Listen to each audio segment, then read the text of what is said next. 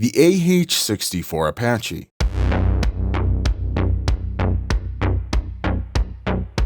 Feared by many, a familiar face to every single aviation expert. A helicopter that was introduced to be the next generation of helicopter gunships, a revolutionary design that is used until this day. But how can we use them in Warthunder? Can they live up to their name like in real life? Hello ladies and gentlemen, my name is Bob Dickinson and welcome to another Warthunder review. Today, we're going to review all the AH-64 Apaches in the game.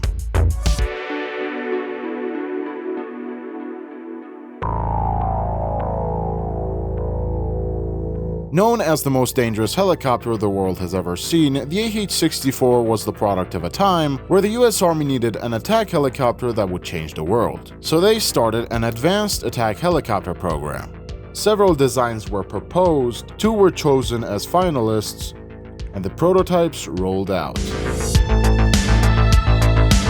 Many tests later, the Army selected Hughes AH-64 over the Bell's AH-63. And the rest is history.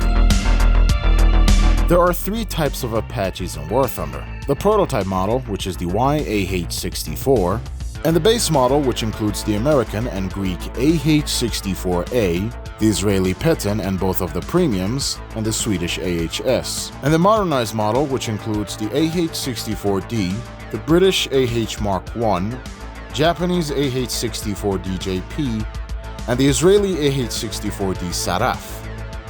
The most major differences between them are their armaments that they carry or their modules and the nation they serve in. For now, let's just jump right into the armor and modules.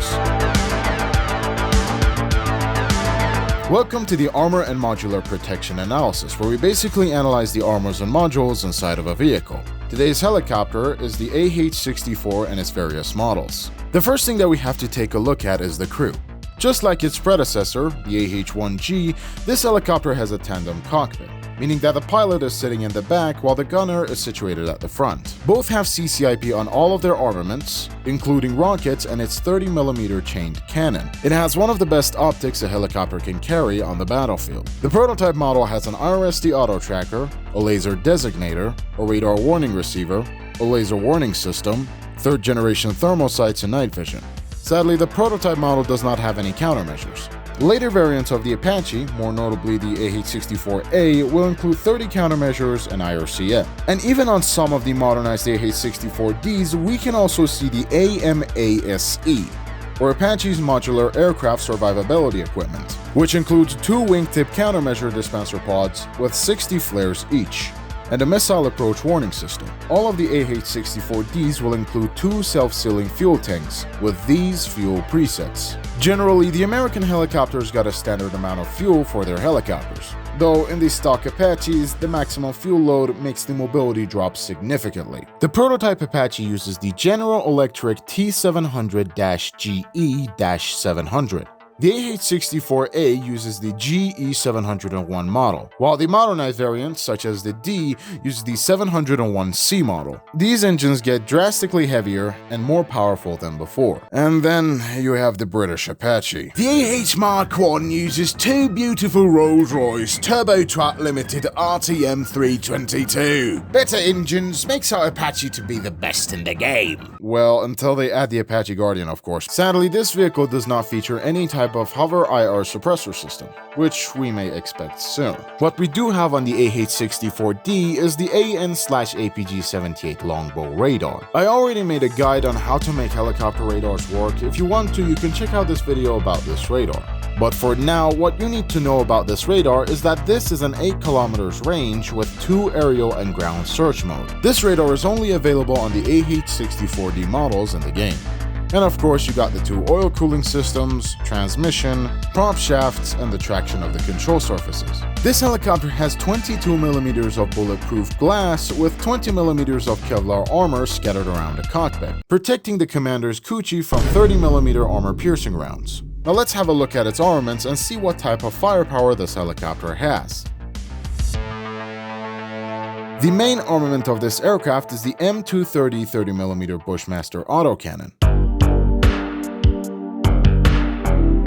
This cannon has no other belt options and the rounds themselves don't have any kind of tracers. But if you actually use your flare, you can see the rounds flying towards the enemy. This cannon slaps a lot of vehicles using the RSD auto tracker. It is going to be seriously effective. If you can land your shots on the enemy vehicle's roofs, it's going to be phenomenal. The Bushmaster has a really nice elevation and depression angles, with a really nice cooldown time, though in stock it might look terrible, but it's a really good and flexible gun. This gun is available on all Apaches. Now let's have a look at these secondary armaments, with the first one being the 2.75-inch Hydro rockets. The Hydro rockets are fairly nice and are the most standard rockets you can possibly find on a helicopter. Decent amount of quantity and fairly nice explosive mass, range, and penetration makes it to be one of the iconic armaments the Apache can carry. This rocket is installed on all Apaches. Next up will be the APKWS, both the M282 and M151, found only on the American AH-64A, both the tech tree and the Greek version, and the American AH-64D longbow. With proper usage, you can actually deal somewhat decent damage to the enemy vehicles, and even in close range like 500 meters you can use them as regular rockets, though you have to spam that fire ATGM key a bit too fast. The M282 behaves like an armor-piercing round with very low amount of penetration, while the M151 behaves like a high-explosive rocket, even better than the Hydras. You can aim this on vehicles' roofs or weak spots and actually deal some damage. You just need to be accurate and be confident at your aiming, because the APKWS rockets have terrible maneuverability. Regarding the range, the APKWS rockets can go up to 10 kilometers. That is good on paper, but the best acceptable range I got with them was 5 kilometers. Anything more than 5 kilometers leads them to casually dive down to their destruction. The best range I got with them was 7 kilometers. At that point, I tilt my helicopter up and then fire. Next up will be your ATGMs, with the first one being AGM-114 Bravo Hellfire missiles. Installed on all 4 pods, 2 or 4 Hellfires on each pod, giving you 16 Hellfires. Found on AH-64, AHS, and all the A models of the Apaches. The B model of the Hellfires are the most standard air-to-ground missile you can find.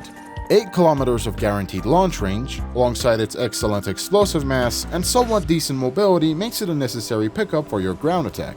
The only issue you might find is when you switch target a bit too late. It is also problematic when you launch your Hellfire a bit too close. Hellfires generally have a top attack flight path. This means that instead of going directly to the enemy, like the Vickers or the TOW missiles, the missile chooses a designated flight path in a way that the angle of engagement is more direct towards the armor. This creates great penetration angle in exchange of mobility and reflex when switching targets a bit too late. The Hellfires are also vulnerable to smokes and trees, easily losing the track of the lased target. It is also tandem charged, so ERA will be cut like a hot knife through butter. This ATGM is only suitable for ground attacks and is not designed to engage enemy aerial units. Though it may take down some helicopters, please don't stop yourself from experimenting, since you got 16 of them at your disposal. You also have a great firing angle, allowing you to fire targets far below you. AGM-114 Kilo Hellfire 2 missile. This missile is more commonly found on more modern helicopters like longbow Apaches. This missile is the exact same as the previous Hellfire, it is just the fact that this missile has extra 100mm of penetration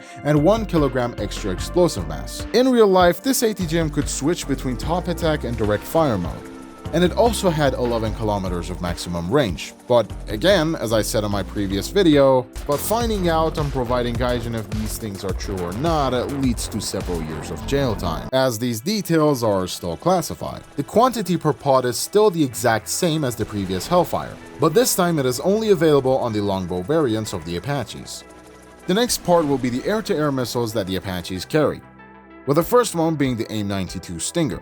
The Stingers are your usual lightweight air-to-air missiles. Back in the good old days, they used to be absolutely terrible, but nowadays it is much better. I mean, if you compare it to Iglas. And at least they can go towards their targets now. I mean, it's still not that impressive and you can carry them around without any penalties, unless it is on something like American or British longbows, which we will talk about later. This air-to-air missile is installed on 2 side-wing pods. Next up will be the AIM-9L, or RB-74 for the Swedish Apache. The AIM-9L is your standard high-tier air-to-air missile. They are all aspects and are pretty good at what they're doing. They're pretty decent, but you can install only 1 on 2 pods. The AIM-9L can be found on the A variants of the Apaches except for the premium Israeli Petan in the American tech tree. I didn't know if I could mention this one, but just like I said before, you also have two countermeasure dispenser pods. Both of them are necessary to be installed together on outer pods, with 60 chaffs and flares.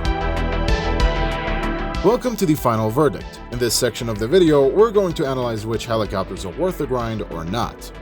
Let's start with the prototype Apache, the AH-64. This helicopter is the most bare-bone basic Apache you can find. It only has 3 armaments: the Bushmaster, Hydro rockets, and the Hellfires. It has no air-to-air weapons, no countermeasures, no IRCMs, or anything like that. This is a squadron vehicle, and you have to grind everything by yourself.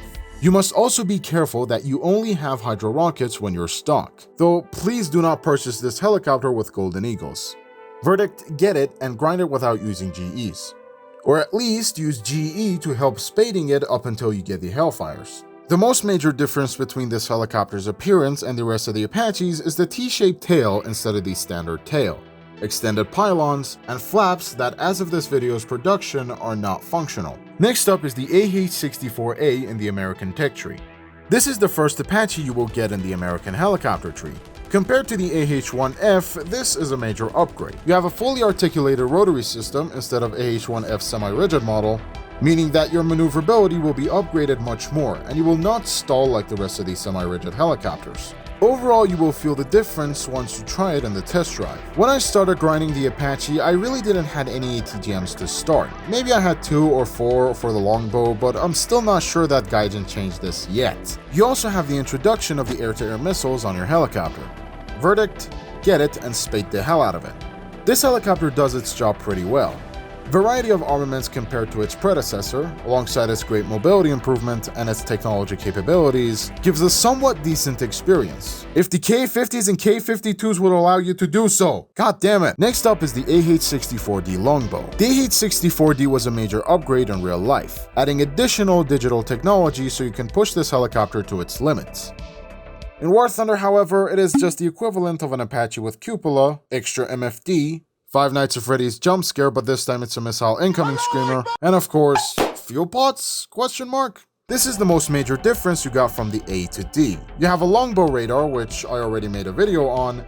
You have an extra MFD, giving a better sim experience, as if the cockpit of the Apache wasn't unpleasant to look at. You have a missile approach warning system and an extra flare and chaff dispensers. You really can't carry AIM-9Ls like the AH-64A. Instead, you have the K variants of the Hellfires. And that's pretty much it. And let me ask you a question, is it really worth 380,000 RP with 1 million extra SL? I mean, for an Apache nerd like me, I would absolutely say yes. But for your average player, it is better to stop at AH-64A if you don't want to waste your time. And also you got the AH-1Z as well. Verdict, I would say optional, don't get it if you really don't want to grind it.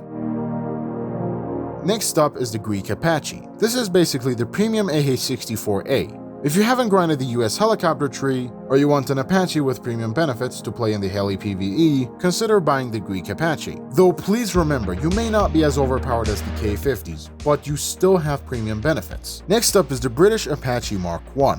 This helicopter is a major improvement compared to the G-Lynx in the British helicopter tech tree. Just like its American counterpart, this helicopter also has the missile approach warning system and the countermeasure dispenser pods. Something that the rest of the longbow helicopters, including the Japanese and the Israeli Saraf, don't have. You have a better engine and you also have the Starstreak missiles, an infamous missile known for removing K-50s and K-52s and lightly armored targets. Verdict: get it and spade the hell out of it. If you never played the Apaches before, I'm sure that this will be a great experience for you, as the British Apache is the best AH-64 you can have as of the creation of this video. Next up is the Japanese AH-64 DJP. Unlike America, where you had to jump from the AH-1F to AH-64A, then the D, you immediately go from AH-1S to AH-64D. The only downside this longbow has is the fact that this helicopter does not have the countermeasure pods. Verdict: also get it and spade the hell out of it. I'm not sure if Japan has a lot of CAS options, but this one is definitely decent. Next one is the Swedish AHS. Now this one I really got a personal experience with. You see, most of the Swedish helicopters only have ATGMs, and when you switch from HKP-9A helicopters to something that has air-to-air missiles, rockets, and a nice cannon,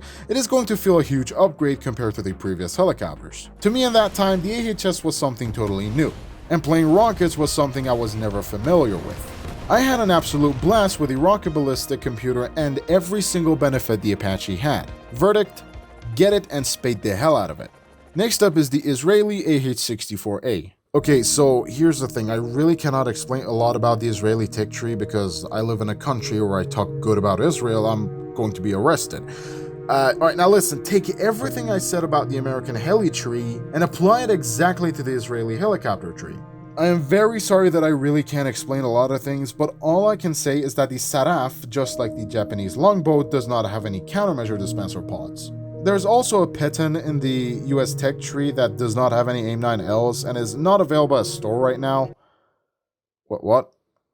Oh, okay, do not purchase that helicopter, because the Greek Apache is much better. There. You happy now? Before I finish this video, I would like to thank my friend Flogger for doing another incredible job at making the drawing of the Apache. If you want to, you can follow him on Instagram at planes_drawing_extravaganza. I'll be honest, man, his drawings are absolutely incredible, and we've been collabing on other videos as well. His job is overall really amazing, so give him a follow. Anyways, ladies and gentlemen, that's it for today's video. Make sure to like this video and subscribe to my channel. Dislike it if you dislike it. This is me, Bob Dickinson, signing out.